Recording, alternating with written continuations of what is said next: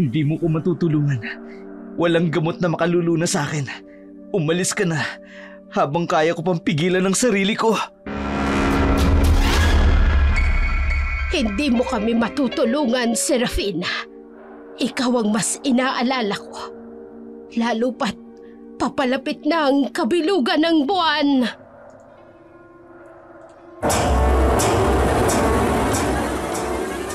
Itay!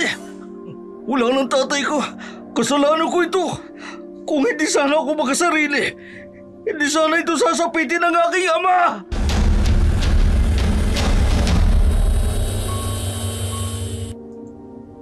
Maraming kwentong bayan na pilit na inililibing sa limot dahil ayon sa iba, wala naman itong katuturan at wala namang katotohanan. Ngunit paano kung ang sinasabing kwentong bayan ay totoo pala at naranasan ng ilan sa atin, lalo na katulad ko? Dark Shadow, ako nga pala si Serafina, 20 taong gulang, apo ng isang albularyo. Pinalaki ako sa makalumang paniniwala, malayo sa kabiasnan, ngunit hindi ako ignorante sa makabagong pamamaraan. Hayaan niyo pong ikwento ko ang aking karanasan tungkol sa mga aswang. Ito ang aking kwentong Dark Shadow. Lola, kumain na po tayo. Naghanda na po ako ng almusal natin. Pritong talong at itlog tsaka sinangag. Tatapusin ko lang itong paghahabi ko ng banig, apo. Mabilis lang ito. Konti na lang. Ay sige na, mauna ka nang kumain. Nakalulungkot po kasing kumain mag-isa, Lola. Gusto ko po sana kasalo kayo sa pagkain. Ay nako, ikaw talaga, Serafina. O siya, tayo na't kumain na. Alam ko namang hindi ka titigil sa pangungulit mong yan. Sabi ko na nga ba, Lola hindi nyo rin ako matitiis. Sige na po, tara na po kayo at baka lumamig na po yung pagkaing inihanda ko. Maghahain na rin po pala ako ng mainit na tsokolate para po sa ating dalawa. Ay siya, sige. Maghuhugas lang ako ng kamay. Ay magkakamay ako sa pagkain. Mas masarap kumain ng nakakamay kaysa gumamit ng kubyertos. Lumaki ako sa piling ni Lola During. Maaga kasi akong naulila dahil namatay ang aking ina sa panganganak sa akin. Ang aking ama naman, hindi ko alam kung nasaan na. Ang sabi sa akin ni Lola, dayo lamang daw ang aking ama. Nakilala raw ito ng aking ina sa Maynila at may lahi raw itong Amerikano. Kaya siguro, tisay ako. Bihira kaming bumaba ng bayan dahil naninirahan kami sa taas ng bundok, malayo sa kabiasnan. Dahil dito, madalas mapagkamalan si Lola na isang mambabarang. Pero ipinagkibit balikat ko na lamang iyon dahil alam naming hindi totoo. Ang totoo kasi, si Lola ay isang magaling na albularya. Kapag may nagkakasakit sa mga kalapit namin dito sa bundok, si Lola ang kanilang takbuhan. Ano? May bala ka bang sumama sa akin sa bayan? Maghahanap ako ng trabaho doon para makatulong kay inay at saka kay itay. Gustuhin ko man pero hindi ko pwedeng iwan si Lola. Kawawa naman siya. Wala siyang katulong sa bukid. Ano ka ba? Nandiyan naman ang pinsan mong si Bimbo. Aalagaan niya si Lola During. At saka, mas malakas pa nga si Lola During kesa sa kalabaw eh. Kaya wala kang dapat na ipag-alala. Baliw ka talaga. O sige, magpapaalam muna ako kay Lola. Kapag pinayagan ako, sasama ako sa iyo sa bayan. Teka, anong klaseng trabaho bang pwede nating pasukan doon? Ayon sa pinsan kong si Sally, katulong daw sa bahay o kaya tendera sa kantin. Ay, okay na yun.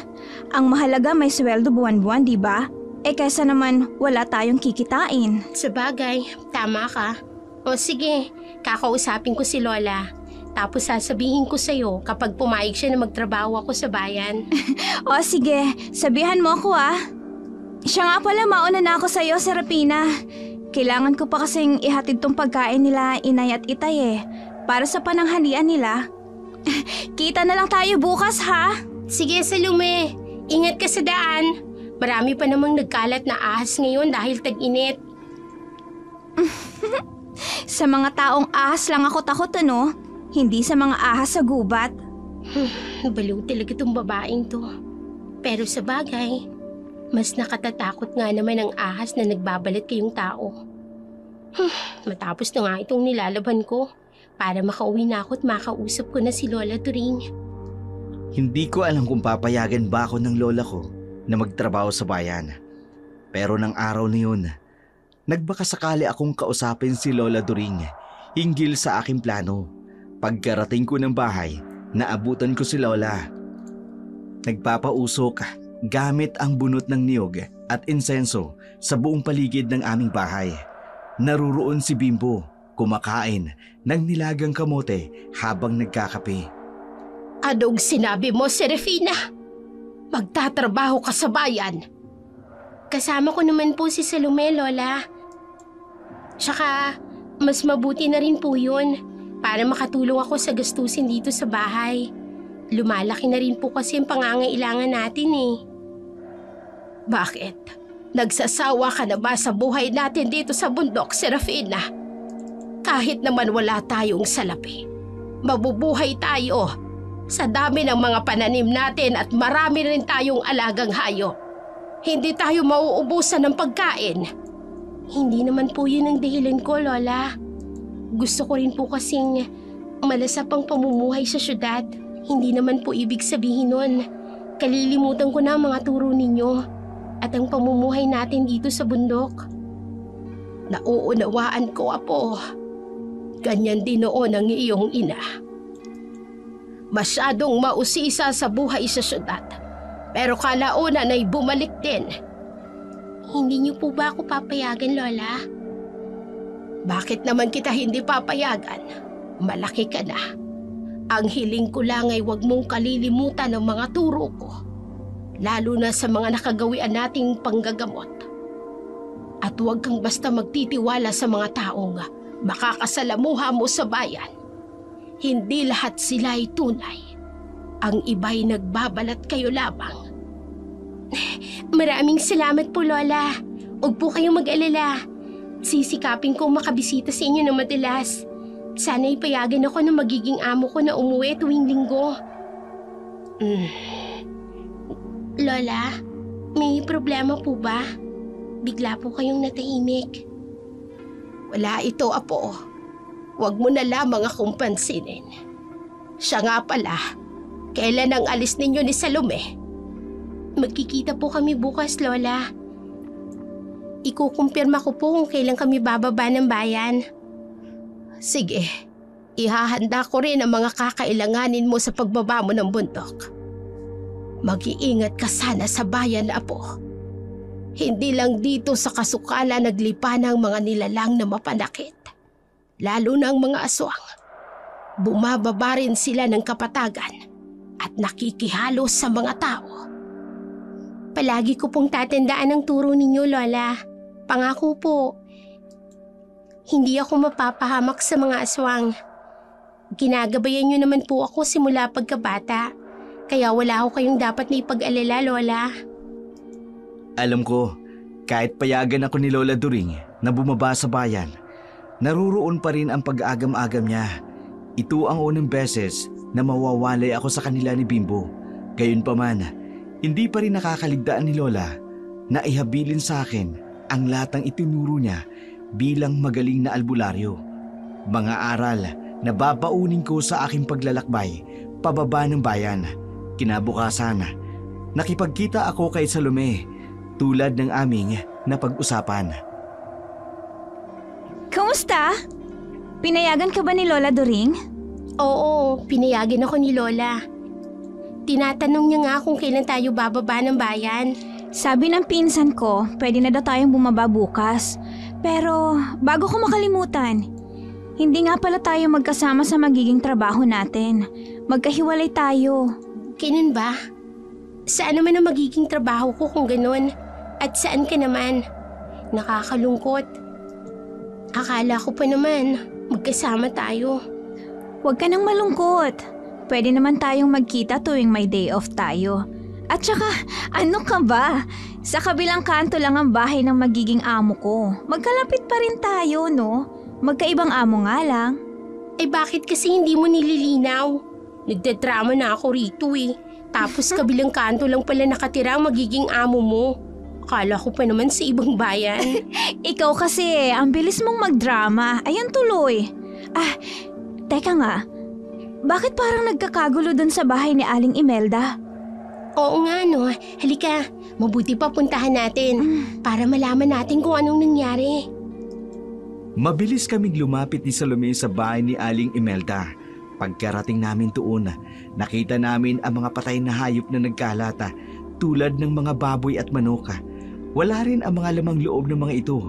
Hindi na bago sa amin ang ganong senaryo, lalo na kapag papalapit na ang kabilugan ng buwan. Ayon kay Lola, ito ang mga sandaling sumasalakay ang mga aswang. Kasalukuyang umiiyak si Aling Imelda dahil sa nangyari sa kanyang mga alagang hayop. Agad siyang dinaluhan ni Lola Doring. Grabe naman po ang nangyari sa mga alagang hayop ni Aling Imelda, Lola.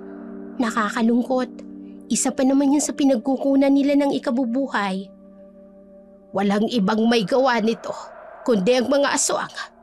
Malapit na ang kabilugan ng buwan, kaya't muli silang umaatake. Perwisyo talaga yung mga aswang niyan. Bakit kasi nagkaroon pa ng aswang sa mundo, Lola? Matagal nang nabubuhay sa mundo ang mga aswang, Serafina. Kagaya rin nating mga tao. Meron din silang pangangailangan.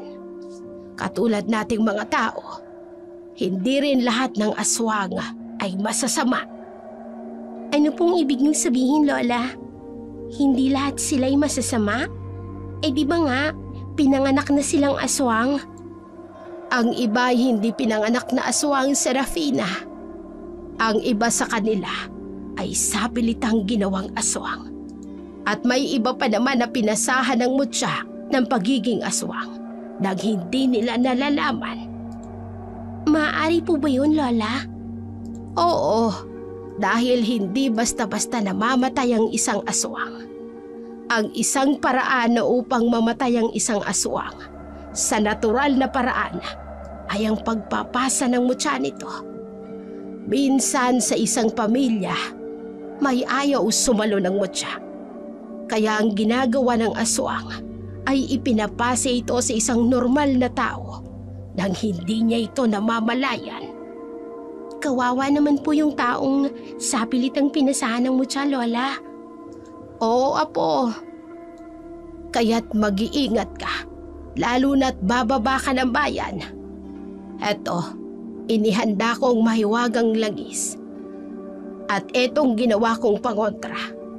Palagi mo itong isasabit sa laylayan ng damit mo. Huwag kang basta-basta kakain ng mga pagkain na ibinibigay sa'yo ng mga taong hindi mo kilala. Isa yan sa pamamaraan ng mga aswang. Kapag may gusto silang pasahan ng mutya ng pagiging aswang. At kapag ang langis ay kumulo, isa lang ang ibig sabihin. Merong aswang sa paligid mo. Tatandaan ko po ang lahat ng bilin niyo, Lola. At bukas na po pala kami aalis ni Salome. Pero wag po kayong mag-alala. Katulad nga po ng sabi ko, sisikapin ko pong dumalaw rito. Wag mo kaming alalahanin, Serafina. Ikaw ang mas inaalala ko. Lalo na't papalapit na ang kabilugan ng buwan. Alam ko pong sapat ang mga naituro niyo sa akin, Lola. Huwag po kayong mag-alala. Pangangalagaan ko po ang sarili ko. Kinabukasan, gumayak na kami ni Salome pababa ng bayan. Nang makarating kami sa bayan, kaagad kaming inihatid ng pinsan ni Salome sa aming magiging amo. Naunang maihatid si Salome at ako naman sumunod. Nang makarating kami sa bahay ng aking magiging amo, kaagad akong inihabili ni Sally sa asawa ng mayordoma sa bahay ni Mang Kaloy. Malaki ang bahay ng aking amo. Sinaunang disenyo ito katulad ng bahay Kastila. Ngunit gayon pa man, hindi mo maipagkakaila ang karangyaang nakabalot dito. At hindi ko lang maunawaan kung bakit madilim ang lugar. Napaliligiran kasi ito ng naglalakihang puno ng akasya sa likod ng bahay. Maririnig mo ang huni ng iba't ibang ibon, kabilang na ang mga paniki. Ito ang magiging silid mo. Ang ibang silid ay para sa ibang mga katulong. Makakasama mo sa silid na ito ang asawa kong si Lucia. Stayin kasi kami pero hindi kami magkasama ng kwarto. Wala siya ngayon dahil pumunta ng kumprada kasama ang ating mga amo. Maraming salamat po, Mang Kaloy. Teka lang po, Mang Kaloy. Matanong ko lang po. Alam po ba ng amo natin na may bago silang katulong na darating? Sigurado akong nabanggit ka na ni Lucia sa kanila. Pero wag mo nang alalahanin pa yon. Pag dumating si Lucia, ituturo niya sa iyo ang mga dapat mong gawin kung saan ka ididestino. Bawat katulong kasi rito may kanya-kanyang gawain. Hindi ka pwedeng mangialam sa trabaho ng iba. May pagka-stricto po pala sila, Mang Kaloy. Oo, hindi naman yun maiiwasan. Pero kung gagawin mo ng tama, hindi ka naman nila pakikialaman. Mababait din naman sila. Malaki din magpasahod. Salamat po ulit, Mang Kaloy. Sige na. Maiiwan na kita. Tatapusin ko pa ang gawain ko sa hardin.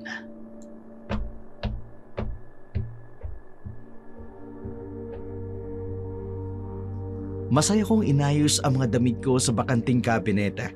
Malawak ang magiging silid ko. May dalawa itong maliit na kama at isang ceiling fan. May malaki rin itong bintana na sigurado akong nakaharap sa may bandang likod ng bahay. Dahil hindi ako sanay ng madilim ang paligid, binuksan ko ang malaking bintana. Ganun na lamang ang pagtataka ko dahil napakaraming ibon ang nagsipulasan nang buksan ko ang bintana. Ang dilim rin kasi ng paligid. Kahit sigurado ako mag-aalas 2 pa lamang ng hapon ng mga oras na yun. Pero lahat ng yun, ipinagkibit-balikat ko na lamang at bumalik ako sa pag-aayos ng aking gamit. Inilagay ko sa cabinet ang maliit na baul na bigay sa akin ni Lola. Lahat ng mga pangontra at ang langis na bigay niya ay nasa loob doon. Inilagay ko ito sa aking cabinet sa isiping hindi ko naman kailangan ang mga iyon. Ang sarap naman ng simoy ng hangin.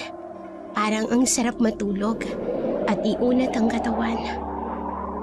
Masakit na rin ang mga paa ko sa paglalakad kaninang umaga. Pababa dito sa bayan. Ay, kumusta na kaya si Salome? Sana naman maging maayos siya sa kanyang amo. Teka, ang ingay naman ng mga paniki sa labas. Ang dilim kasi ng paligid ng bahay na to. Kaya gustong-gustong sirahan ng mga paniki. Ay, makatulog nga muna. Inaantok talaga ako eh. Sa kalaliman ng tulog ko, hindi ko namamalaya na madilim na pala. Dala na rin siguro ng aking pagod sa pagbabagtas pababa ng bayan, kaya napasarap ang aking pagtulog. Pero nagising ako dahil sa isang boses. Bakit mo binuksan ang bintanang yan? Ikaw ba ang bagong dating nakatulong? Opo, ako nga po. Pasensya na po. Hindi ko po alam na bawal buksan ang bintana. Madilim po kasi kaya binuksan ko. Ako nga po pala si Serafina. Kayo po ba yung asawa ni Mang Kaloy? Si Aling Lucia? Ako nga. At sa susunod, huwag kang gagawa ng hakbang na hindi muna nagtatanong. Pasensya na po talaga. Hindi ko naman po alam na bawal palang buksan ang bintana. Pero, bakit nga po ba bawal buksan ang bintana? Mas presko po kasi ang hangin at medyo maliwanag po kapag bukas ang bintana. Bigla siyang natigilan. Bakit kaya? May masama ba akong nasabi? Basta, huwag mong bubuksan ang bintana at malamok. Ayoko ng lamok. Lamok po, Aling Lucia. May alam po akong halaman na pangontra sa lamok. Gusto niyo po ba magtanim ako? Kung gusto niyo po naman, meron akong dalang mantika ng halaman. Mainam po yun para sa kagat ng lamok. Serafina ang pangalan mo, tama? Opo. Kung gusto mong magtagal dito, matuto kang sumunod sa patakaran ng walang tanong. Kapag sinabi ko na huwag mong bubuksan ang bintana, huwag mong bubuksan. Ngayon, kung naiinitan ka, buksan mo ang ceiling fan, kaya nga nakasabit yan dyan. At kung nadidiliman ka naman sa paligid, buksan mo ang ilaw.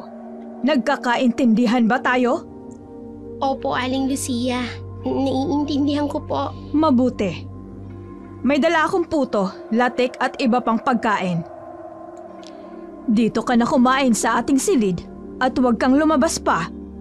Matulog ka rin ng maaga dahil maaga tayong gigising. At ituturo ko sa iyo ang mga gawain mo. O sige na, maiwan na kita at kailangan ko pang paghandaan ang pagkain ni Sir Landon. Tulala lamang ako hanggang makaalis si Aling Lucia. Nakatingin ako sa baunan ng pagkain sa aking harapan. Hindi ko maunawaan, subalit pakiramdam ko, may nababalot na misteryo ang bahay na kinaroroonan ko. Bumaling ang paningin ko sa nakapinid na bintana.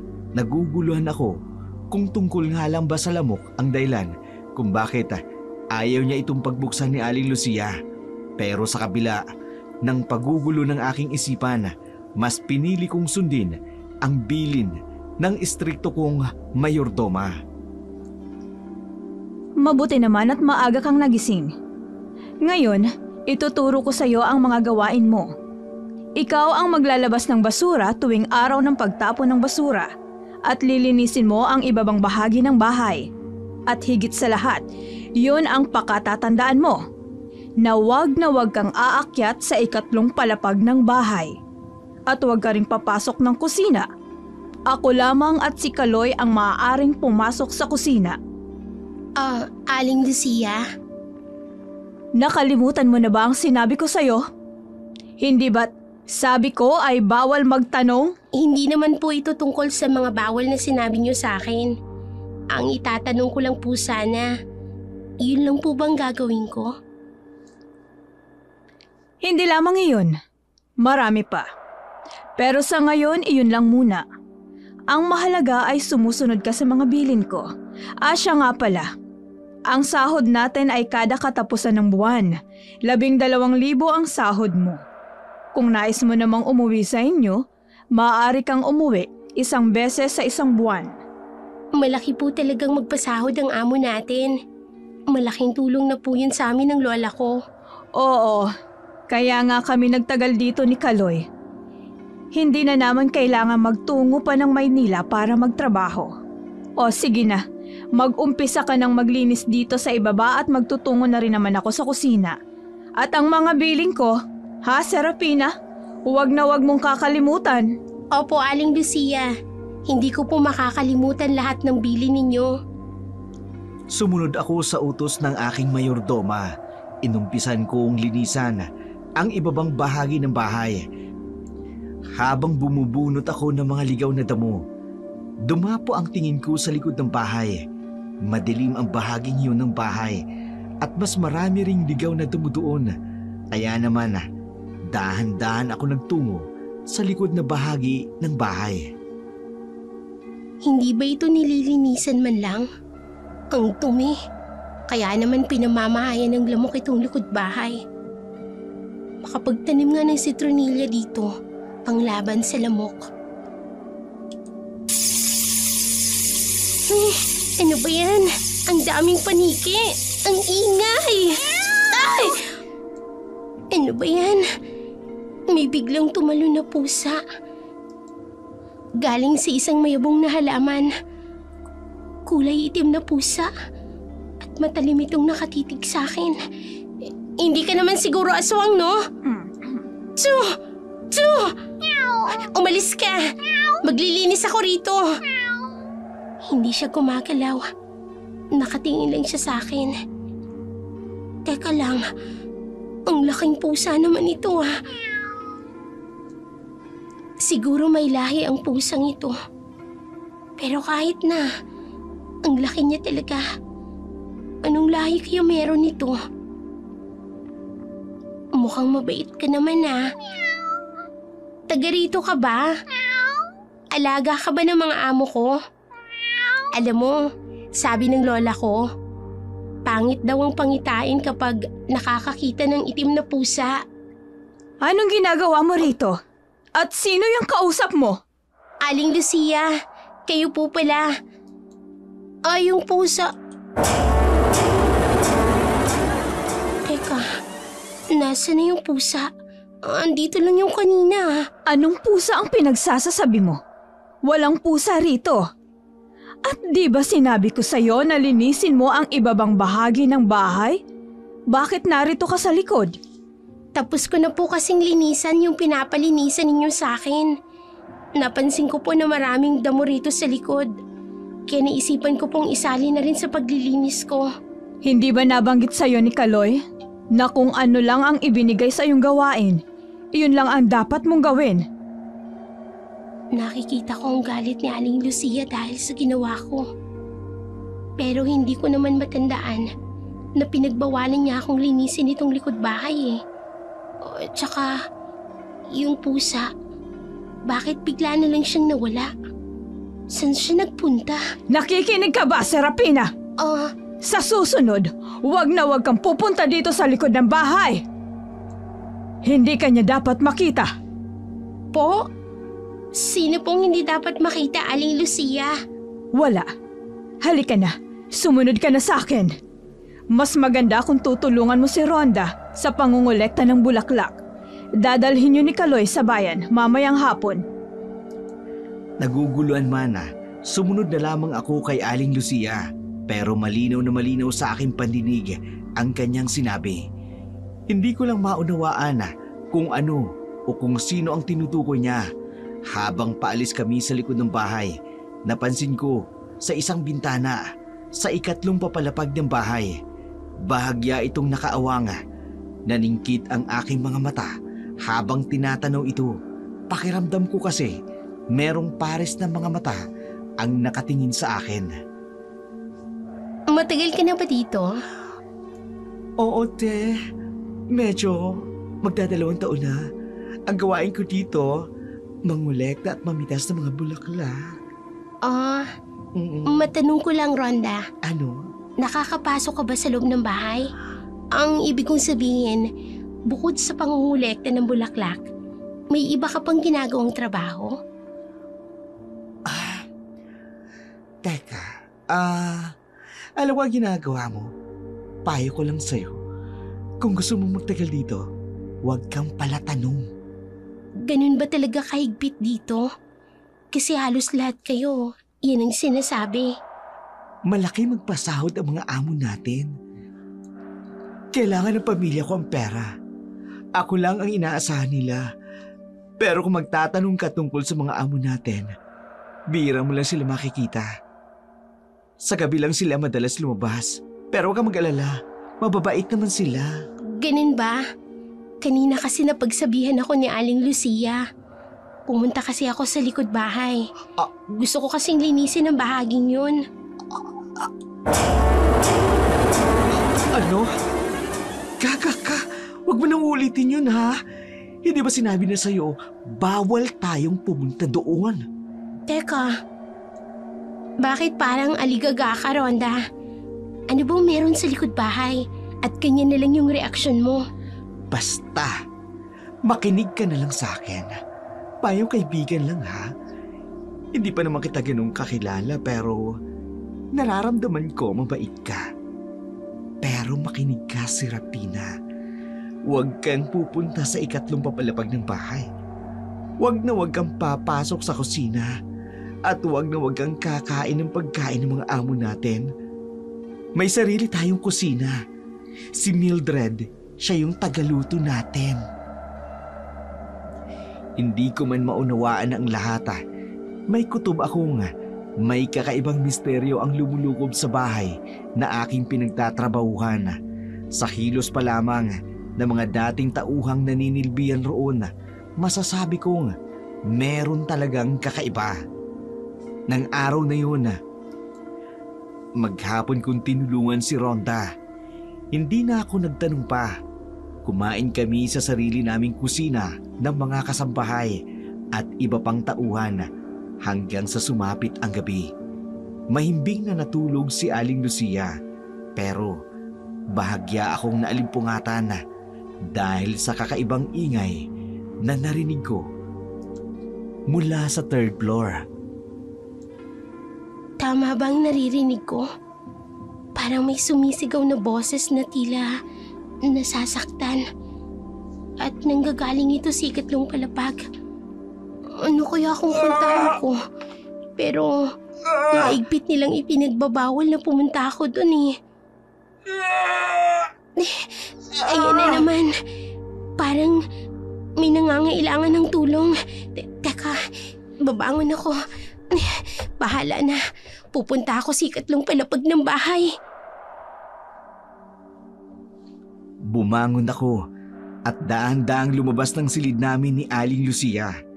Tinatanaw ko ang mataas at paikot na hagdan patungo sa ikatlong palapag.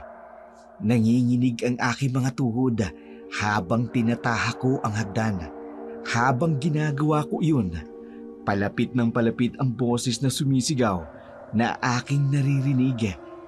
Bahagya akong napalunuka nang marating ko ang ikatlong palapag. Madilim at malamig ang simoy ng hangin na dumadampi sa aking balikat. Agad kong nilukob ang kaba sa buo kong katawan. At sa hindi ko malamang dahilan, tila ba biglang kumalma ang boses na sumisigaw hanggang sa tuluyan na itong tumigil. Wala na. Pero sigurado ako sa narinig ko eh. Dito ko narinig ang boses na sumisigaw. Yung pusa. Narito yung pusang nakita ko sa likod bahay. Ming! Narito ka pala. Pasensya ka na ha. Hindi kita agad nakita. Ang dilim kasi. Tapos, kulay itim ka rin. Pero, bakit ka narito? Ang sabi ni Aling Lucia, walang pusa rito. Melo? Halika dito.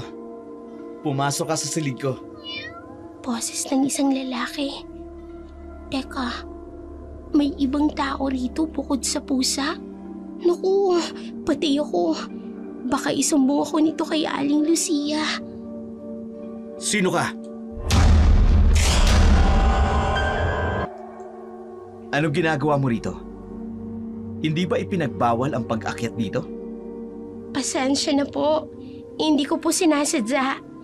May narinig po kasi akong boses na sumisigaw. Kaya po umakyat ako rito. Sandali. Bago sa pang-amoy ko ang amoy mo.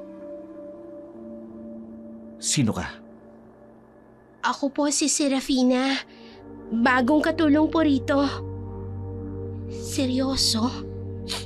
Inaamoy niya talaga ako? Si Rapina.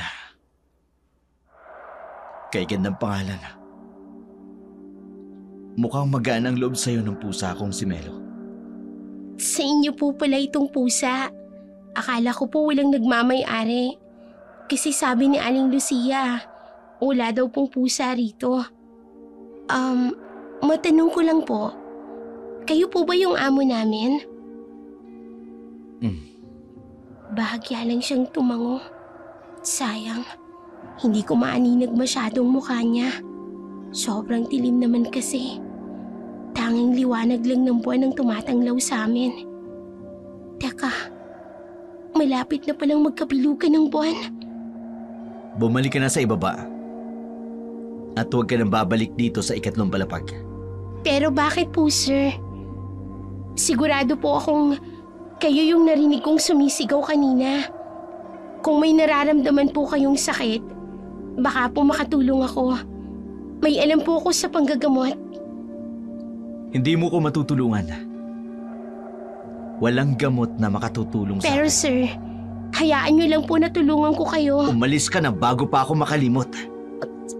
Sige po. Nang gabing yun, hindi ko akalain na makakausap ko ang isa sa aming misteryosong amo. Pagkatapos ng aming maikling engkwentro, bumalik ako sa silid namin ni Aling Lucia. Kinabukasan, matiim ang titig sa akin ni Aling Lucia. Bahagya naman akong kinabahan sa alalahanin na baka malaman niyang pumuslit ako kagabi patungo sa 3 palapag. Kaya naman, sa kaba ko, sinimulan kong punasan ang mga muebles kahit pa tapos ko na itong punasan. Mukha hindi ka nakatulog ng maayos kagabi, ah? Oo namamahay yata ako. Nako, sa una lang yan, te. Masasanay ka rin. Ganyan din ako noong una. Pero nawala rin kalaunan. Rhonda, wala ka bang narinig na sumisigaw kagabi? Meron?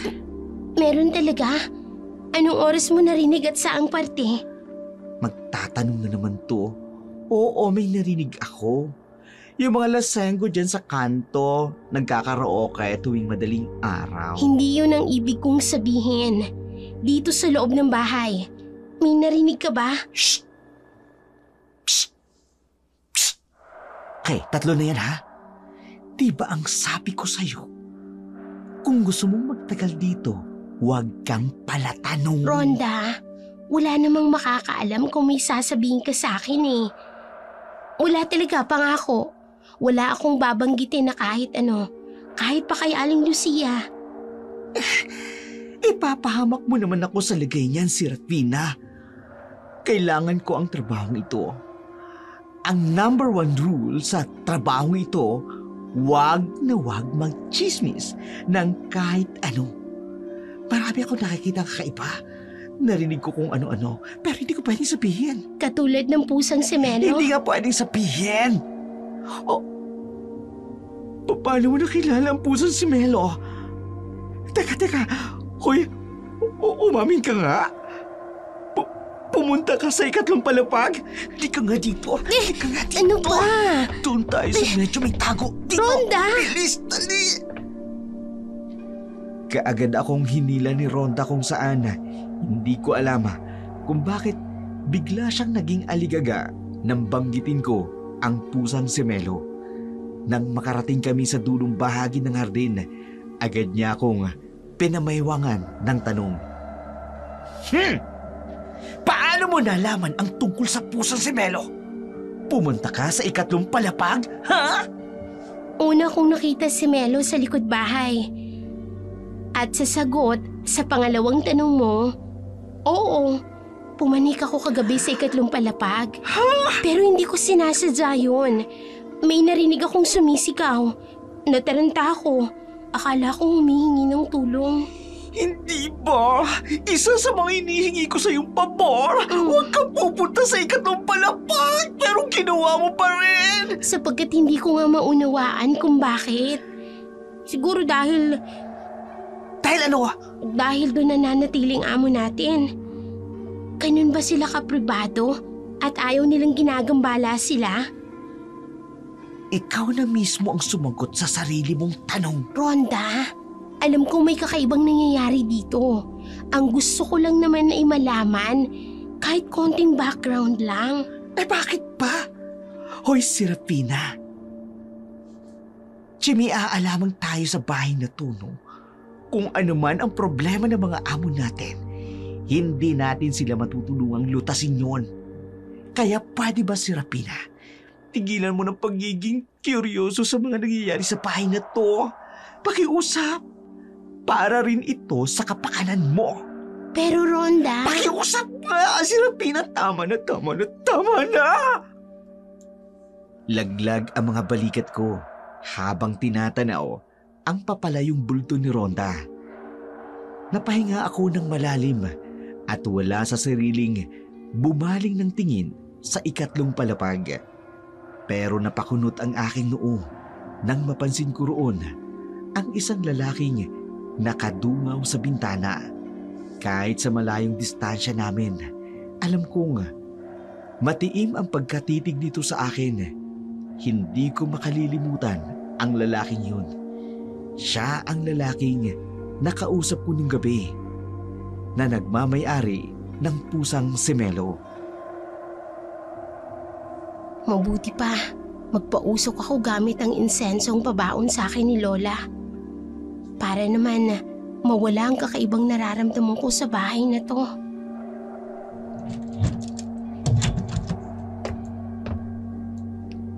Anong ginagawa mo? Ano yung hawak mo? Insenso po, Aling Lucia. Bala ko po kasing pausukan ng paligid nitong bahay. Sabi po kasi ng lola ko, mainam itong pantaboy sa masasamang elemento. Pwes, wala ka sa bahay niyo upang gawin yan. Akin na yan. May katigasan rin talaga ang ulo mo. Akala mo ba, hindi ko alam ang ginawa mong pagpuslit kagabi? Mabuti na lamang at hindi ka pinalayas ni Sir Landon. Sir Landon? Oo, anak siya ng amo natin. At mahigpit niyang ipinagbabawal na may umakyat sa 2 palapag, lalo na kung gabi. Pero sinaway mo ang utos niya, Serapina. Hindi ko naman po yun sinasadya, Aling Lucia. Narinig ko po kasi siyang sumisigaw. Inakala ko na kailangan niya ng tulong. Kaya po umakyat ako doon. Pero pangako, hindi ko na po ulitin. Hindi na siya kumibo. Tinitingnan niya lang ako na may kalit sa mga mata niya. Diyos ko, ano bang gagawin ko? Simula sa araw na ito, kay Rhonda ka na sasama at tutulungan mo siya sa mga gawain niya. Nagkakaintindihan ba tayo? Opo, Aling Lucia. Simula ng araw na yun, kay Rhonda na ako sumasama. Hindi na rin ako nakakapuslit sa loob ng bahay dahil palaging nakabantay sa amin si Mang Kaloy. Sa ilang araw kong paglalagi sa bahay at pagsama kay Rhonda sa pag-aalaga sa hardin, ni minsan hindi ko nakitang lumabas man si Sir Landon. At kahit pa si Aling Lucia, hindi ko siya kailanman nakitang namalengke. Ang ipinagtataka ko pa, ang punerarya sa tapat ng malaking bahay na pinagtatrabahuhan ko. Palaging palipat-lipat doon si Mang Kaloy at Aling Lucia. Rhonda, sana huwag kang mainis sa akin ha. Pero may gusto lang akong itanong. Ano pa nga ba? Hindi ka naman talaga nauubusan ng mga tanong tungkol sa kung saan-saan. Ano yan? Napapansin ko kasi ang punerarya sa harapan ng bahay ng mga amo natin. Palaging pinupuntahan ni Aling Lucia at Mang Kaloy. Madalas ko silang nakikitang labas-masok dyan. Pag-aari ng mga amo natin ang punerarya niyan. Sina Mang Kaloy at Aling Lucia ay namamahala roon. Kaya naman, madalas silang labas-masok doon. O ano, may itatanong ka pa ba? Si Sir Landon ba talaga hindi lumalabas ng bahay? Namamalagi lang ba talaga siya sa 2 palapag? Ni minsan kasi, hindi ko pa siya nakitang lumabas tuwing umaga o kaya naman hapon. Hindi talaga palalabas si Sir Landon. May sarili siyang opisina sa bahay na ito at sa gabi lang siya lumalabas. Pinakaayaw niya rin yung may umaakyat sa 2 palapag dahil nadidistorbo ang kanyang privacy. Ganun ba? Mm-mm. Mali nga pala talaga ang ginawa kong pag-akyat sa 2 palapag noong nakaraang gabi. Mabuti na lang hindi ako tinanggal sa trabaho. Basta makinig ka mabuti. Nakikinig ka pa? Ang payo ko, Serapina, huwag mo nang uulitin. Ha? Makahulugan ang mga salitang binitiwan ni Rhonda. Tila ba may pagbabanta roon, pero hindi ko naman alam kung patungkol saan. Nang araw na yun, wala masyado kaming ginawa ni Rhonda dahil halos natapos na rin ang inventory para sa delivery ng mga bulaklak sa Karatig Bayan. Kinahapunan, laking gulat ko nang tawagin ako ni Aling Lucia. May hawak siyang isang food tray. Bakit po, Aling Lucia? May ipag-uutos ba kayo sa akin? Nais ni Sir Landon na ikaw ang magdala ng pagkain ngayong gabi. Hindi ko alam kung anong ginawa mo, Serafina. Wala po akong ginawa, Aling Lucia. Pero di ba po, bawal akong umakyat sa ikatlong palapag? Ngayon mo pa ba iisipin yan? Matapos mong pumuslit noong nakaraang gabi? At isa pa, amo na mismo natin na nag-utos na ikaw ang magdadala sa kanya ng pagkain. Kaya sige na, dalhin mo na sa kanya at ingatan mong huwag matapon. Paborito pa naman niya ang mga yan. Anong klaseng putahe po ito? Igado, dinuguan at dinakdakan. Mukhang masarap ah. Wala po bang kanin? Ikaw bang kakain? Sige na, dalhin mo na yan kay Sir Landon, ngayon din! Dahil sa galit na boses ni Aling Lucia, mabilis pa sa 4:00 akong kumilos at tumalima patungo sa ikatlong palapag. Iningatan ko na wag kong matapon ang pagkain ni Sir Landon. Nang makarating ako sa ikatlong palapag, medyo maliwanag ang paligid at nakita ko ang malawak at malinis na lugar. May isang pinto lang doon, kaya naman naisip ko, yun siguro ang silid ni Sir Landon. Kinakabahan akong kumatok sa pinto. Ilang segundo rin ang lumipas bago ito bumukas. Tumambad sa akin ang isang matangkad, moreno at ubod ng gwapong lalaki. Kulay tsokolate nitong mga mata ay matiim na nakatingin sa akin. Bahagya akong napalunok, hindi agad nakapagsalita. Yan ba ang pagkain ko? Oo. Bakit hindi ka makapagsalita? Napipi ka na ba? Sa pagkakatanda ko, nakakapagsalita ka naman. Opo. Eto nga po yung pagkain ninyo. Sabi po ni Aling Lucia, paborito mo raw ang lahat ng yan. Ano nga ba yun? Baka kasi... bakit ba ganyan siya makatingin? Ang gwapo. Nakakainis. Igado? Dinuguan? Dinakdakan, tama? Yun nga po sir. Tama po kayo. Alam na alam niyo po yung paboritin yung pagkain. Syempre po, pagkain niyo yun eh. Saan ko po ito ilalagay? Sa center table ko. Papasok po ako sa loob ng kwarto ninyo. Hindi po kayo magagalit? May dapat ba akong ikagalit? Wala naman yata. Halika. Pasok ka na nang makapagsimula na akong kumain. Sige po. Diyos ko, ano ba naman yan? Makukurot ako ni Lola turing sa singit ito. Kapag nalaman niyang nilalaman ng utak ko, sasabihin nun, ang landi ko. Pero, ang gwapo kasi. Ay, sorry na Lola. Pakilak ng pinto. Ho? Pakilak pagkalabas mo. Mayumi at isang marilag akong pinalaki ni Lola During.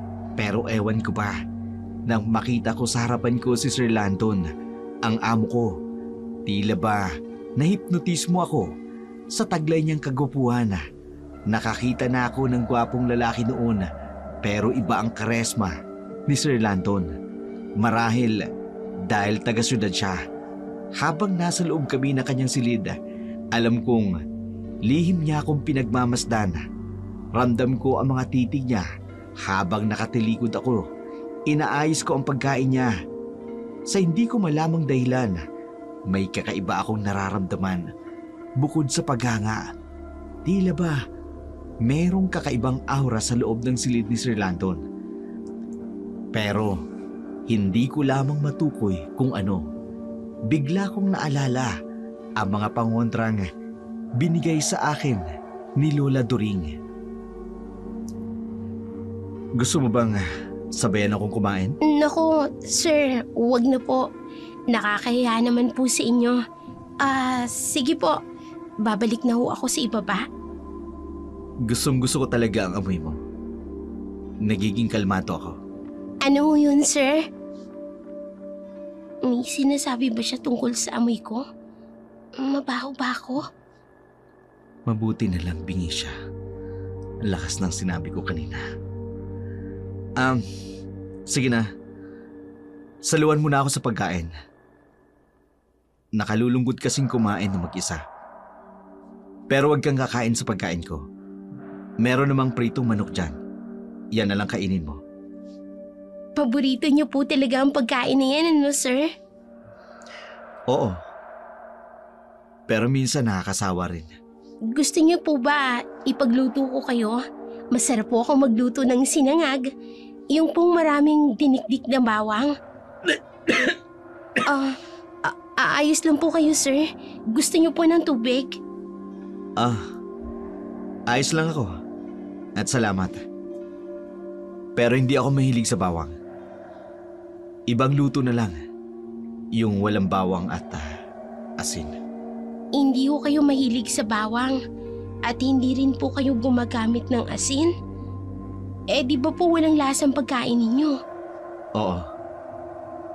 May sakit kasi ako at ipinagbabawal yun sa akin. Kaya pala wala akong naamoy na bawang sa pagkain nyo. Pero mukhang masarap naman. Hayaan nyo, sir. Mag-iisip po ako ng luto para sa inyo. Sige. Kumain ka na para madala mo na sa ibaba yung mga pinggan. Ayokong abutin ka dito ng gabi sa kwarto ko. Mapayapa kaming kumain ni Sir Landon. Nakita ko, magana siyang kumain ng pagkain niya. Habang ako naman, matipid na kinakain ang pritong manok na bigay niya. Hindi pa rin ako makapaniwala. Nakasalo ko sa pagkain ng aking amo. Noong nakarang araw lamang, pinagbawalan akong umakyat sa 3 palapag.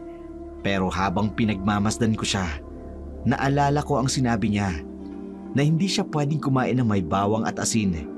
Inisip ko kung ano kayang sakit meron siya. Nagugulumihanan ako dahil ayon kay Lola, ang mga takot daw sa asin at bawang ay mga aswang. Pero muli kong tiningnan si Sir Landon at napaisip, napakagandang lalaki naman ito para maging isang aswang. Totoo ba yung narinig ko? Ikaw? Ikaw ang naghatid ng pagkain kay Sir Landon kahapon ng hapon? Oo, Rhonda. Ang bait niya naman pala. Binigyan pa nga ako ng pagkain eh. Ano? Kumain ka ng pagkain niya? Teka lang. Bakit ganyan ang reaksyon mo? Siyempre hindi. Binigyan niya ako ng pritong manok. Hindi niya ako pinakain ng pagkain niya. Oh, Santissima Madre de Diyos! Mabuti naman kung ganoon. Rhonda, bakit hindi kita maunawaan? Ano bang mangyayari kung kakain ako ng pagkain ni Sir Landon?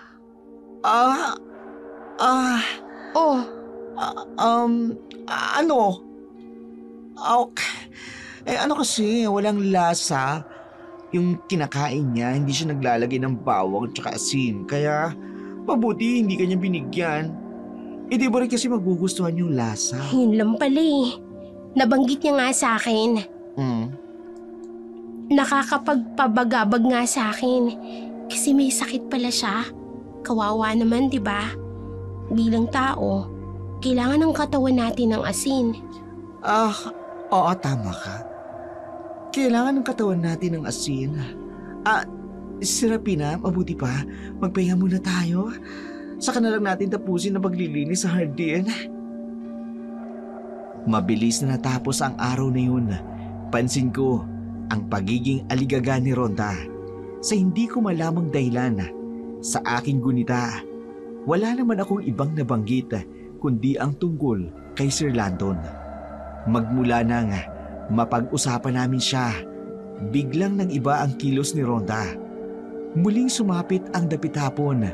Hindi ako tinawag ni Aling Lucia upang magdala ng pagkain kay Sir Landon.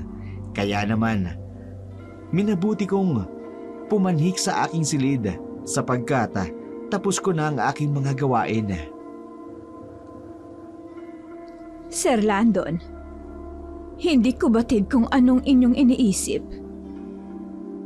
Bakit mo inilalapit ang sarili mo sa kanya? Hindi ko rin mawari kung bakit. Marahil, narahuyo ako sa kanyang ganda. At nababanaag ko rin ang kadalisayan ng kanyang puso. At nabanggit ko rin sa'yo ng gabing yun. Tila ba, isang mahika pero napakalma niya kung ano man ang meron sa loob ko. Pero delikado. Sir Landon, paano po kung dumating ang oras na hindi mo makontrol ang iyong sarili at masaktan mo siya? Malapit na uli ang kabilugan ng buwan. Kailangan makapaganap ako ng lunas. Kailangang malunasan ang sumpang ito. Ngunit sa aking sapantaha, walang kahit anumang gamot ang makalulunas sa akin. Huwag ho kayong magsalita ng ganyan, sir. Hindi po kami tumitigil ni Kaloy at ang magulang niyo sa paghahanap ng lunas, Sir Landon. Si Serafina at ang kanyang kariktanan ang nagbigay sa akin ng sinag upang maniwala na meron pang pag-asa. Alagaan mo siya, Lucia. Kung sakaling hindi ko makontrol ang aking sarili, ayokong masaktan ang aking paraluman. Nasa alapaap ang isip ko nang biglang bumukas ang pinto. Pumasok roon si Aling Lucia. May hawak na isang food tray. May laman iyon ng isang basong gatas at prutasa. Sa unang pagkakataon nakita ko ang palakaibigang ngiti sa mga labi ng aking mayordoma. Dinalang kita ng pagkain mo, Serafina. Nako, hindi na po sana kayo nag-abala, Aling Lucia. Kumain na po ako. Kasalo ko sina Mildred, si Mang Kaloy at si Rhonda kanina. Mainam uminom ng gatas sa gabi para mapayapa at mahimbing ang tulog mo. Salamat po, Aling Lucia. May ikukwento ako sa iyo, Serafina. Ano po yun, Aling Lucia? Ano pong ikukwento nyo? Tungkol ito sa isang makisig at gwapong doktor. Napakabait niya at napakamatulungin. Isang araw, pumunta siya sa isang liblib na lugar kung saan mamimigay siya ng libreng gamot sa mga taong salat at walang kakayahang pumunta ng bayan at magpagamot. Merong isang matanda doon na merong iniindang sakit na kahit anong gamot ay walang makapagpapagaling rito. Pero bilang isang maawain at mabait na doktor, nagboluntaryo siyang gamutin ang matanda ng libre. Ngunit hindi niya alam, kapalit ng pagmamagandang loob niya, ay isa palang karimari-marim na bangungot. Bakit po, Aling Lucia? Anong nangyari sa doktor? Nagkaroon siya ng sakit. Isang sakit na hindi kayang gamutin ng siyensya. Ano pong klaseng sakit, Aling Lucia? Naniniwala ka ba sa aswang, Serafina?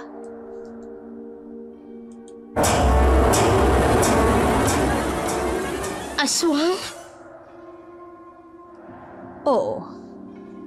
Sinalinan siya ng pagiging aswang ng matandang kanyang tinulungan nang hindi niya namamalayan. At pagkatapos maisalin sa kanya ang mutya ng pagiging aswang, namatay na ang matanda. Kaya pala, hindi ito gumagaling sa sakit nito. Dahil hindi iyon pangkaraniwang sakit. Isa pala itong aswang at nais na niyang mamahinga. Subalit, walang nais sumalo sa kanyang pagiging aswang kahit sino man sa kanyang pamilya. Kaya naman, isinalin niya ito sa doktor nang hindi nito alam. Opo, Naniniwala po ako sa aswang, Aling Lucia. Isa pong magaling na albularyo ang lola ko. At nabanggit niya rin sa akin ang tungkol sa pagsali ng aswang ng kanilang mutya upang maging aswang ang pangkaraniwang tao. Kung ganun, may gamot ka ba sa ganung kalagayan? Sabihin mo sa akin. Serapina, anong lunas? Ang alam ko po, may isang ritual na ginagawa. Itinuro yun sa akin ng lola ko. Pero hindi ko pa po nagagawa dahil wala pa po akong naiengkwentrong aswang na may ganung kalagayan. Kung ganun, matutulungan mo siya. Sino po, Aling Lucia? Hindi na ako nasagot pa ni Aling Lucia sapagkat bigla na lamang itong nagmadaling umalis. Ako naman naiwan akong tuliro at nahulog sa malalim na pag-iisip dahil sa napag-usapan namin ni Aling Lucia. Nabaling ako sa aking kabineta na isipan kong kunin ang mga pangontrang ipinabaon sa akin ni Lola Doring. Bilisan yung pagkadena sa akin, Mang Kaloy. Nararamdaman ko ang silakbo ng kung anumang insekto sa aking sikmura. Papalapit na ang kabilugan ng buwan. Tumitindi na naman ang pagkauwa ko sa laman at dugo ng tao. Opo, sir. Sinisiguro ko po na hindi kayo makakawala sa kadenang yan. Sinisigurado ko rin na bilhin ang pinakamatibay na kadena upang hindi kayo makawala. Salamat. Salamat, Mang Kaloy. Ayaw kung may masaktan ako. Oras na maging aswang ako ng tuluyan. Huwag po kayo mag-alala, sir. Hindi po namin kayo hahayaan ni Lucia.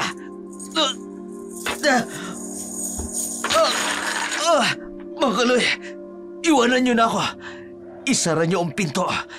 Huwag na huwag niyong hayang pumuslit ulit si Serapina dito. Opo, sir. Masusunod po. Sir Landon, may maganda ho akong balita sa inyo.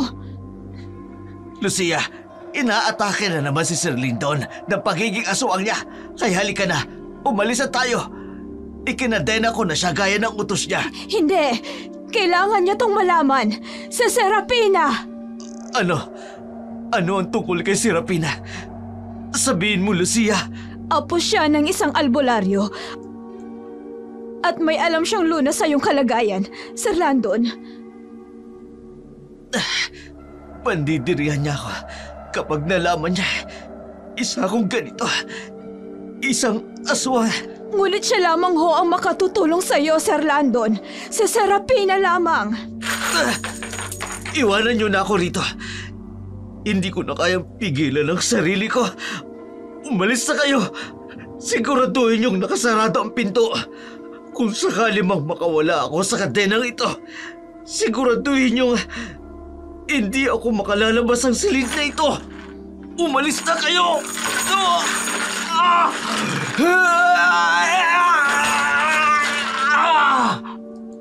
Noong gabi na yun, hindi ako makatulog. Hindi pa rin bumabalik si Aling Lucia sa aming silid.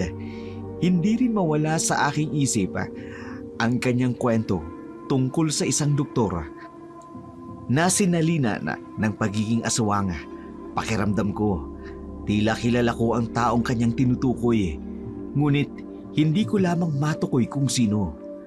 Sa kalagitnaan ng gabi, nakarinig ako ng isang sigaw ng lalaki. Tila nasasaktan at nahihirapan. Wala sa aking sariling kalooban na napabangon ako at sinundan ang sigaw na yun.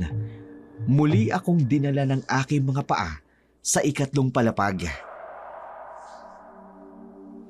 Sir Landon, sigurado akong siya yung sumisigaw.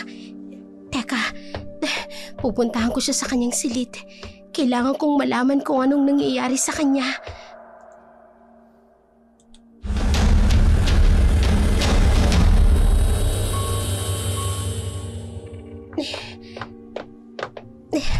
Dito na ako. Teka, bakit hindi ko mabuksan ang pinto? Nakakandado pa lang silid niya. Sir! Ayos lang po ba kayo? Naririnig ko po kayong sumisigaw. Sir Landon!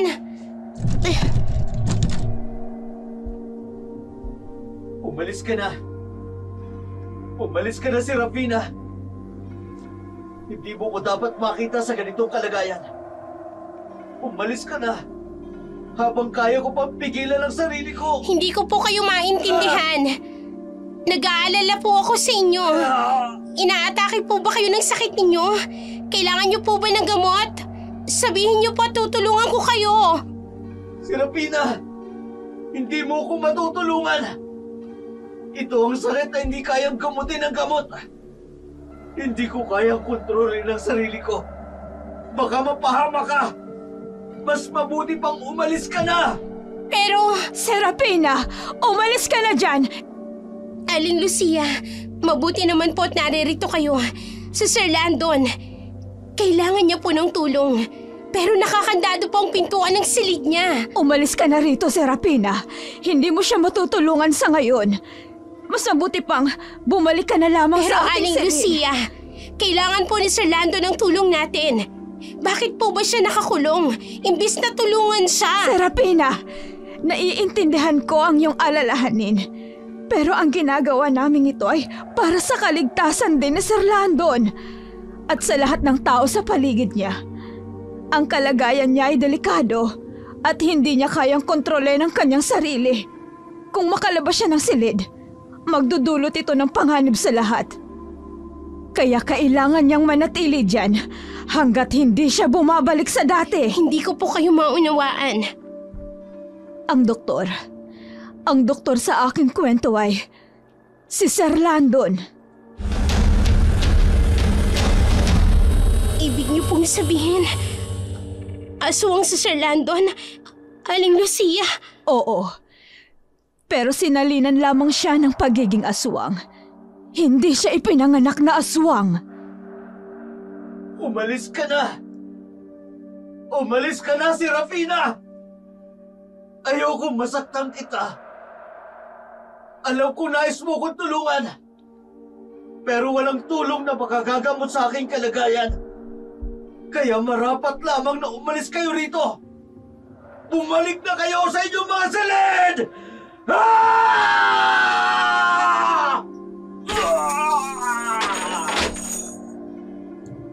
Hindi ko mababatid kung ano ba ang tamang sagot sa mga nangyayari. Tunay nga ba ang aking narinig? Nagpalingalinga ako sa paligid at nakita ko sina Mang Kaloy at Aling Lucia at Rhonda. Nanunubig ang kanilang mga mata na nagbabadyang pagluha. Kaya pala, tikom ang kanilang bibig sa mga nangyayari dahil kay Sir Landon. Hindi ko naman sila masisisi sapagkat mabait naman si Sir Landon sa kanila. Bumaba kami mula sa 3 palapag. Dumiretso sa kusina namin ng mga kasambahay. Namayani sa amin ang katahimikan. Ang tanging maririnig lamang ay ang masakit na paghiyaw ni Sir Landon. Gagawa ko ng paraan upang matulungan sa Sir Landon, Aling Lucia. May dala akong mga gamot na marahil ay magpapagaan sa pasakit ng kanyang nararamdaman. Sana nga'y magawan mo ng paraan upang matulungan siya, Serafina. Bukas na bukas din, tutungo tayo sa kanyang silid upang tulungan siya. Palipasin muna natin ang madilim na gabing ito. Ako'y naaawa kay Sir Landon. Napakabait niyang tao. Mabuting anak at amo. Maging sa kanyang propesyon, siya ay hinahangaan. Subalit, may mga nilalang na talagang mapang-imbot na hindi marunong tumanaw ng utang na loob. Labis na kahabag-habag po ang kanyang sinapit. Ngunit wag po kayong mangamba. Gagawin ko po ang lahat ng aking makakaya upang matulungan siya. Hulog ka ng langit sa amin, Serafina. Ako'y humihingi ng paumanhin sa mga maling asal ko sa'yo noon. Iniisip ko lamang kasi ang kapakanan ni Sir Landon. Muntik na kasing mabunyag ang kanyang sikreto nang may pumasok na kasambahay dito sa amin na makati ang dila. Nangangako po ako, Aling Lucia. Hindi ko po gagawin yon. Gagawin ko po ang lahat ng aking makakaya upang matulungan siya. Kinabukasan, ako'y maagang nagising at napansin na wala si Aling Lucia sa aming silid. Marahil nagtungo ito sa silid ni Sir Landon. Kaagad akong nag-ayos ng aking sarili. Nagpa siyang magtungo sa ikatlong palapag. Dala ang mga halamang gamot na ipinabaon sa akin ng aking butihing lola. Diyos na mahabagin, bakit kinuha ito ng aswang na iyon sa'yo? Tunay na kahabag-habag ang iyong kalagayan, Sir Landon. Hindi ka dapat nagtungo rito.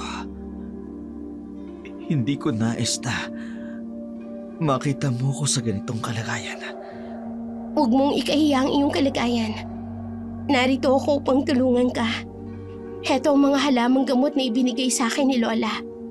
Inumin mo ito. Baka sakaling maibsan ang iyong pagdurusa. Tama nga ang aking sapantaha. Ikaw ay may busilak na kalooban. Nababanaag ko yun sa iyong mayuming mga mata. Kahit sa iyong kasalukuyang kalagayan, masasabi kong meron kang taglay na pagkaromantiko, Sir Landon. Hindi ko akalain. Napakabuti pala ng pakiramdam ng iyong matamis na ngiti. Tama na po ang bulahan. Inumin niyo na yung mga halamang gamot nito, sir. Sige. Susubukan kong inumin ang mga halamang gamot na yan. Kahit alam kong kahit walang kasiguraduhan na ako'y gagaling. Hiraya manawari. Gagaling ka, Sir Landon. Magtiwala lang tayo sa poong may kapal. Matapos ang araw na yun, mas naging malapit kami ni Sir Landon sa isa't isa. Ako na ang naghahatid ng kanyang pagkain.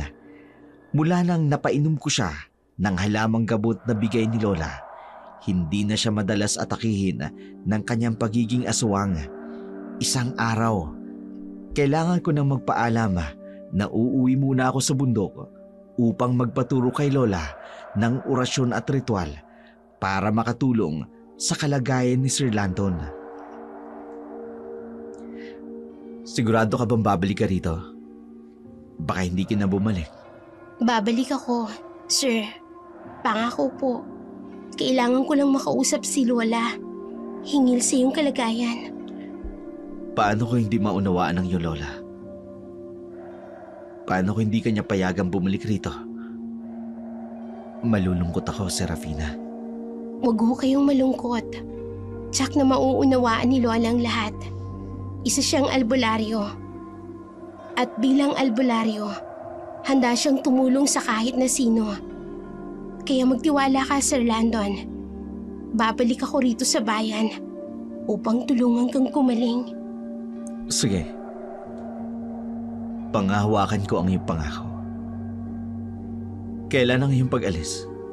Bukas ng umaga. Sasamahan ako ng kaibigan kong si Salome. Serafina? Pwede ba kitang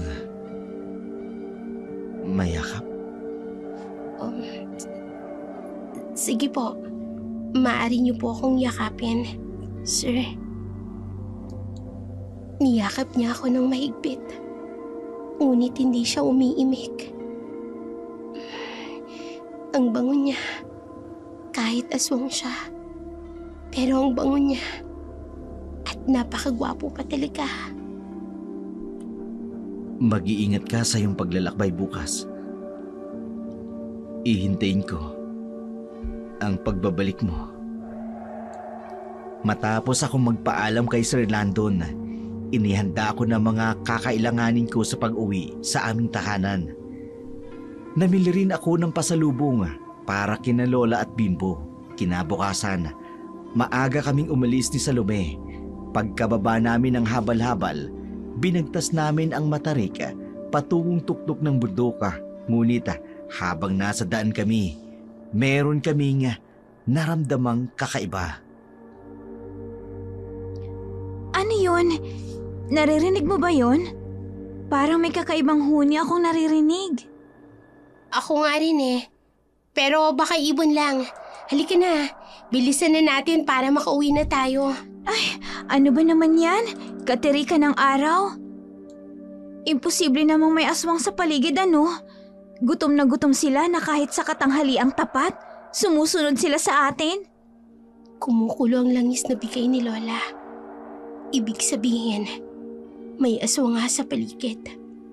Pero hindi ko maaaring sabihin kay Salome dahil tsak na matataranta siya. Serafina! Ano na? Bakit naman natahimik ka dyan? Tara na nga, umalis na nga tayo dito. Hindi na ako natutuwa sa mga naririnig kong huni ng ibon. Sige, tara na. Bilisan natin. Ayos ka lang ba, Serafina? Namumutla ka eh. Gusto mo ba ng tubig? May baon ako dito. Ayos lang ako. Tayo na, Salome.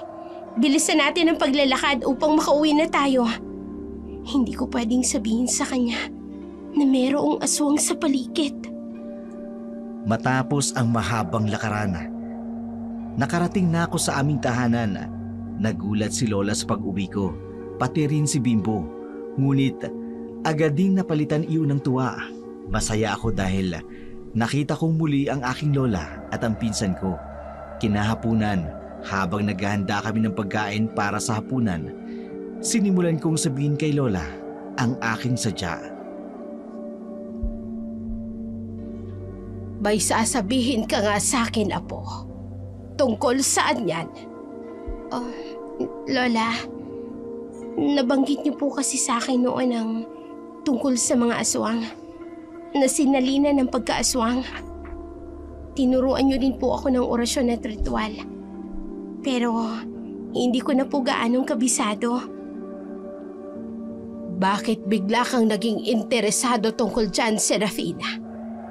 May hindi ka ba sinasabi sa akin? Lola, kasi po, yung amo ko, isa siyang normal na tao. Pero sinalinan siya ng pagiging aswang nang hindi niya namamalayan. Sinasabi ko na nga ba? May kutob ako na mayroong sumusunod sa iyo na aswang. Ano pong ibig niyong sabihin, Lola? Darito siya.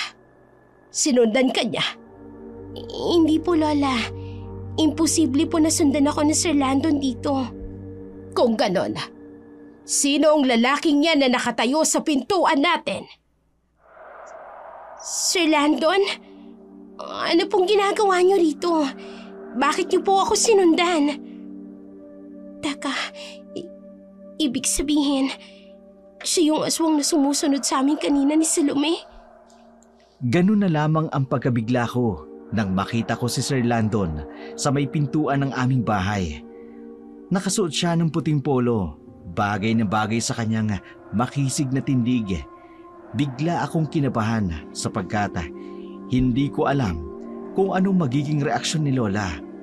Kilala ko ang lola ko, mabagsik pagdating sa pakikipaglaban sa mga aswang at iba pang elemento.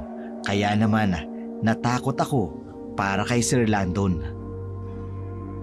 Kailan ka pa nasalina ng pagiging aswang? Maglilimang taon na ho. At kapag inaatake ako ng matinding gutom, ikinakadena ko ang aking sarili sa tulong ng mga kasamaan ko sa bahay. Bakit mo sinundan ang apo ko rito? Paano kung atakihin ka ng matinding gutom? Hindi mo ba naisip na delikado yon para sa kanya? Pati na rin sa amin. Paumanin. Hindi ko lang humatiis na mawalay sa kanya kahit ilang saglit. Maniwala ho kayo sa hindi. Nagagawa niyang pakalmahin ang sistema ko kahit inaatake ako ng pag-aswa. Balak mo yatang aswangin ang apo ko sa ibang pamamaraan. Ano? Wala. Huwag mo nang intindihin ang sinabi ko. Bukas ng gabi, maghahanda kami at ikaw din. Isasagawa namin ni Serafina ang ritual. Tutalay, narito ka na rin lang. May pag-asa ho bang gumaling ako? Magagawa niyo ho ba talagang alisin ang pagiging aswang ko? Gagawin namin ang aming makakaya. Yun lang ang masasabi ko ngayon. Lumipas ang mahabang gabi. Naging mapayapa naman ang lahat. Doon na rin namin pinalipas ng gabi si Sir Landon sa aming bahay. Hindi na rin ako kinausap ni Lola pagkatapos namin ang pag-uusap ng sarilinan ni Sir Landon. Kinaumagahan, maaga akong nagising upang maganda ng aming agahan. Ang aga mong magising, magandang binibini. Sir Landon, gising ka na pala. Magandang umaga rin sa'yo, Ginoo. Bakit mo nga pala ako tinatawag na sir? Tawagin mo na lang ako sa pangalan ko. Parang hindi naman tayo magkaibigan yan. Amo kita. Nakakahiya naman kung tatawagin lang kita sa pangalan mo. Ano na lang sasabihin ng makaririnig? Wala tayo sa bahay ko kaya wala ibang makaririnig sa'yo kung tatawagin mo ko sa pangalan ko. Isa pa, gusto kong marinig ang pangalan ko tuwing binabanggit mo ito. Sus, sadyang matamis talaga ang iyong dila, Ginoo.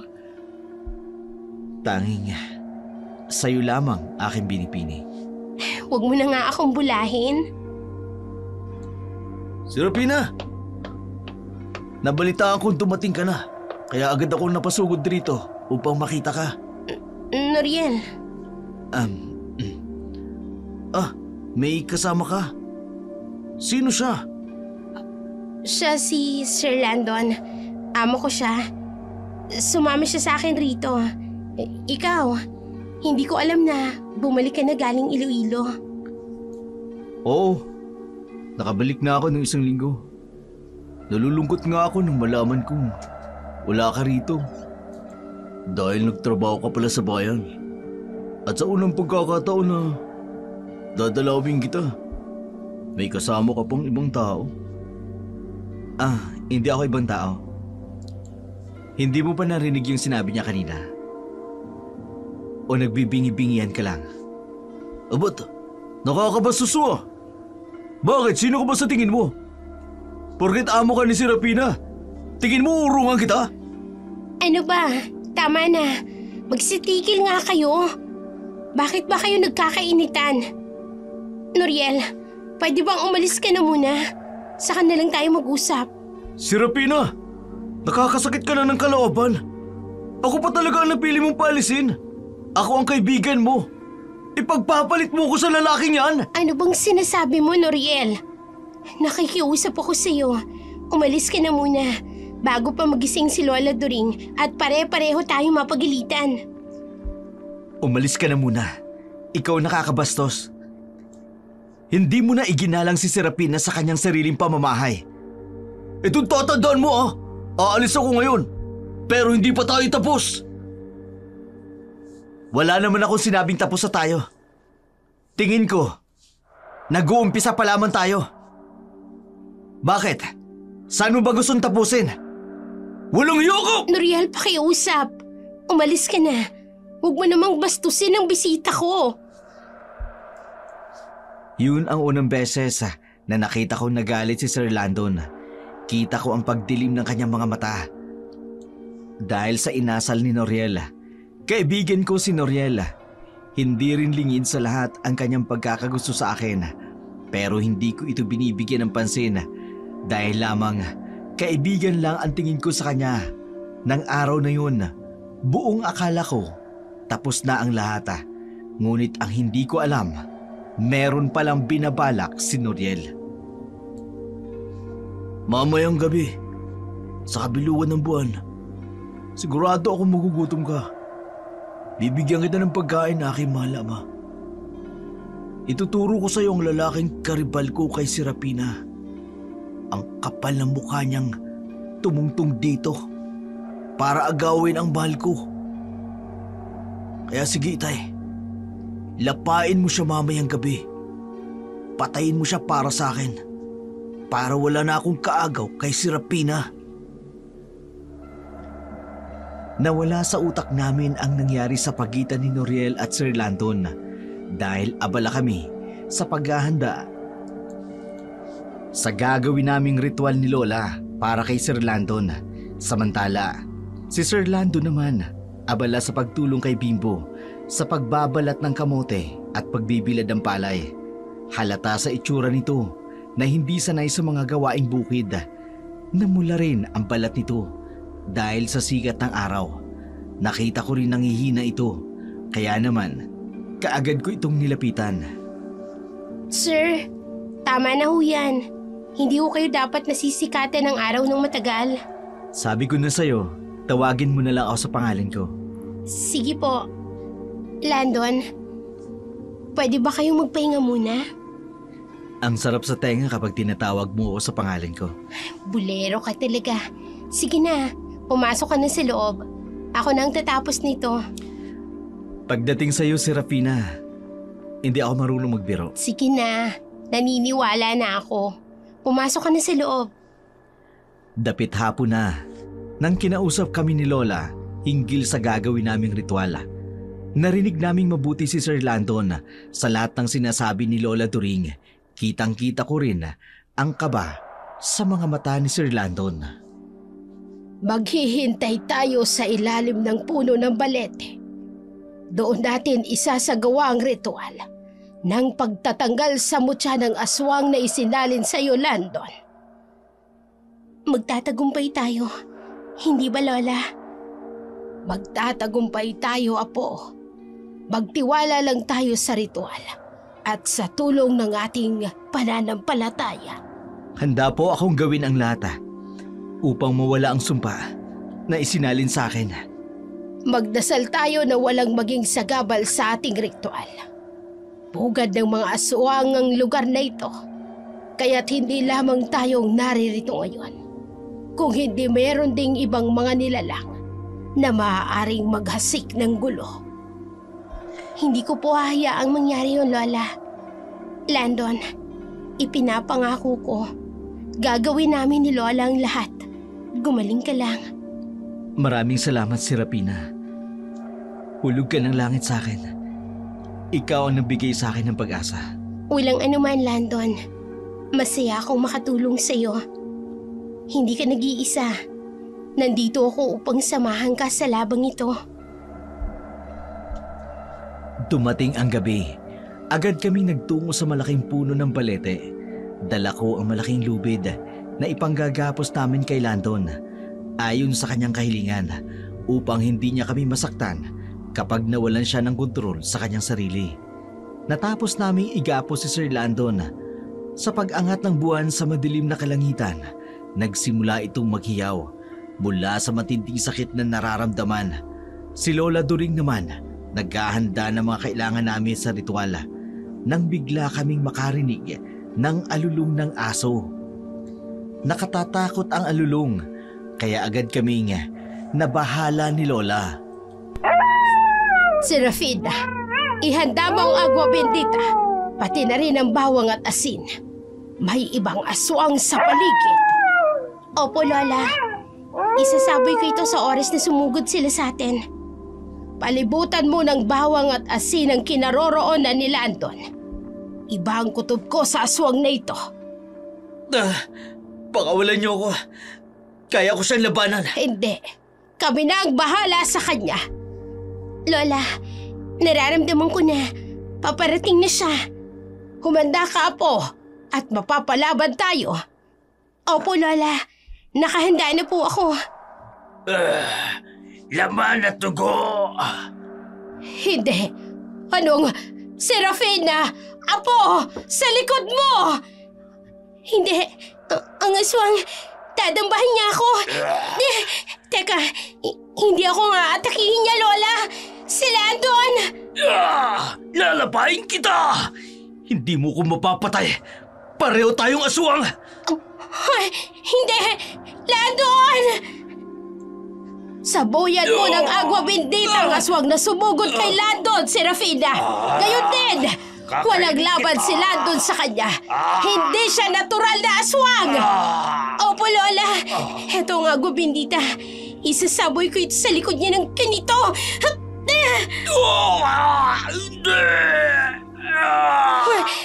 Ang aswang, unti-unti siyang nanghihina, Lola. Nawala ng ulirat. Unti-unti na rin nasusunog ang kanyang balat. Yan ang nagagawa ng sagradong tubig sa isang aswang. Ngayon, gagawin na natin ang ritual kay Landon. Malapit nang sumapit ang hating gabi. Kailangang maisagawa natin ang ritual. Landon, nakahanda ka na ba? Andang-handa na ako, Serafina. Maraming salamat sa muling pagliligtas ng buhay ko. Walang anuman, Landon.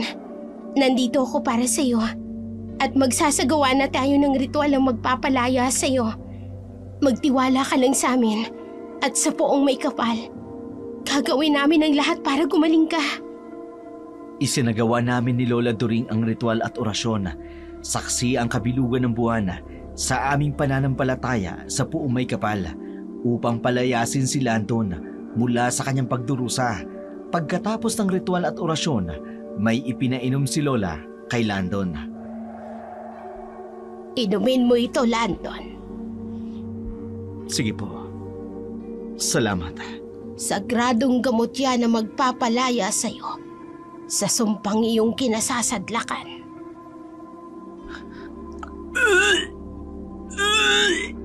Ano nangyayari sa akin?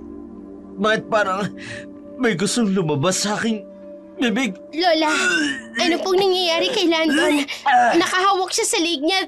Tila hindi siya makahinga. Yan ang epekto ng sagradong gamot.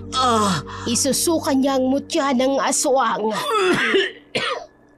Lola, may isinusuka siyang tila isang maliit na itim na ibon. Ngunit parang pati nito. Lola, si Landon, nawalan siya ng malay. Yan ang kadalasang ipinapasa ng mga aswang sa mga nais nilang pagsalina ng kanilang pagiging aswang. Maraming salamat sa poong may kapal at nagtagumpay tayo. Halika, Apo. Magtulungan tayong maiuwi si Landon sa bahay. Opo, Lola. Tayo na po. Napakasaya ko, Lola. Dahil nagtagumpay tayo. Tunay ngang hindi tayo pinabayaan ng Diyos. Maligaya kaming bumalik sa aming tahanan. Pinagtulungan namin ni Lola na maiuwi ang walang malay na katawan ni Landon. Samantala, hindi namin nabigyan ng pansin ang katawan ng aswang na sumugod sa amin. Hindi na rin namin nakita kung sino nga ba ito nang magbago ito ng anyo dahil na rin sa labis na tuwa namin ni Lola. Itay! Itay, gumising kayo! Itay! Oh! Hindi na siya umiinga! Sunog na rin ang kanyang balat! Itay! Itay ko! Wala ka ng tutay ko! Kasalanan ko ito! Kung hindi sana ako naging makasarili, hindi sana sasapitin ito ng aking ama! Ngayon, wala nang kaisa-isa kumalo sa buhay. Ako ang tila ng pagkamatay ng aking ama. Diyos ko, patawarin niyo ako. Alam ko kahit isang aswang ang aking ama, hindi niya kailanman nagawa ba ng kitang tao. Pero dahil sa akin, nagawa niya. Ang kapalit nito yung kanyang buhay. Patawarin mo po ako, Diyos ko. Itay, patawarin mo ako. Kung marunong lang sana akong tumanggap ng pagkatalo, hindi mo sana sasapitin to. Patawarin mo ako, Itay! Itay! Nang magkamalay muli si Sir Landon, masaya naming ibinalita sa kanya na nagtagumpay kaming maalis ang mutya sa pagiging aswang na isinalin sa kanya. Nakita ko ang saya sa mga mata ni Landon. Halos maluha-luha ito sa kaligayahan. Masaya rin ako para sa kanya, lalo na alam kong maraming umaasang babalik siya sa dati niyang buhay. Isang malaya at walang sumpa ng pagiging aswang. Hindi ko alam kung paano kayo pasalamatan, Lola During, at ikaw rin si Rapina. Bilang isang albularyo, tungkulin ko ang tumulong, Landon. At hindi ka lang dapat magpasalamat sa amin. Magpasalamat ka rin sa amang lumikha. Labis-labis po ang aking pasasalamat sa Panginoon. Matagal ko rin po ininda ang ginawa sa akin ng matandang aswang na yun. Pero dahil sa tulong ninyo ni Serapina, nawala ang sumpa ng pagiging aswang sa aking pagkatao. Lubos ang kasiyahan ko, Landon. Dahil nawala na ang mutya ng aswang sa iyong katawan. Malaya ka na muling gawin ang bagay na ginagawa mo noon nang walang kinakatakutan na baka masaktan mo ang mga taong mahal mo. At utang ko ang lahat ng yun sa iyo, Serapina. Sa inyo ni Lola During. Sana tanggapin mo ang aking damdamin. Sa maikling panahon ng ating pagsasama, binigyan mo ng kulay at ng pag-asa. Kailanman, hindi mo ko sinukuan. Dahil alam kong mabuting tao ka. Nasaksihan ko yon. Sa kabila ng pinagdadaanan mo, mas pinili mong maghirap kaysa makapatay ng tao, dala ng iyong pagiging aswang. Matapos ang pangyayari sa bundok, bumalik na si Landon sa kanyang tahanan sa bayan. Samantalang ako naman, mas piniling manatili sa bahay ng ilang araw. Sa mga araw kong pananatili roon, muli akong dinalaw ni Noriel. Humingi siya ng kapatawaran, umiyak. Inamin sa akin ang pagkakamali niya. Nalulungkot ako sa nangyari sa kanyang ama. Mabait na tao ang kanyang itay. Ngunit dahil sa kapusukan ni Noriel, nang wala ito, may parte sa akin na sinisisi ko ang aking sarili dahil sa pagkawala ng ama ni Noriel. Ngunit sabi ni Lola, huwag ko raw sisihin ang aking sarili dahil sa nangyari. Muling bumalik ako sa bayan upang ipagpatuloy ang aking paninilbihan sa tahanan ni Landon. Nagustuhan mo ba ang regalo ko sa iyo, Serapina? Landon, di ba sinabi ko naman sa'yo, huwag mo na akong regaluhan. Gastos lang yan. Aking paraluman. Kaarawan mo ngayon. Hindi maaaring hindi kita bigyan ng regalo. Isa pa, nais ko rin itanong sa'yo kung tinatanggap mo ba ang pag-ibig ko? Landon, alam mong may pagtingin din ako sa'yo. Pero maaari bang dahan-dahanin muna natin ang lahat? Gusto ko pa kasing tapusin ang pag-aaral ko sa high school. 20 anyos na ako, pero hindi ko pa natatapos ang aking pag-aaral. Kahit gaano katagal, Serapina, maghihintay ako. Kagaya ng araw at buwan na magtatagpo rin ang ating tadhana. Maraming mga pangyayari na imposibleng paniwalaan ng iba, tulad ng mga aswang at albularyo. Ngunit sa puso't isipan ko, lahat ng ito ay totoo. Saksi ko ang mga taong nagmahal sa amin at naniwala sa amin ni Lola at ni Landon, kagaya ng araw at ng buwan. Hindi naman magkapareho ang ningning ng aming mga liwanag. Balang araw, magtatagpo rin ang aming tadhana. Mahal namin ang isa't isa, ngunit inuna muna namin na kilalanin ang bawat isa. Ngayon, tahimik na po ang lahat. Wala nang aswang na gumagambala sa amin. Salamat sa Panginoon dahil hindi niya kami pinabayaan.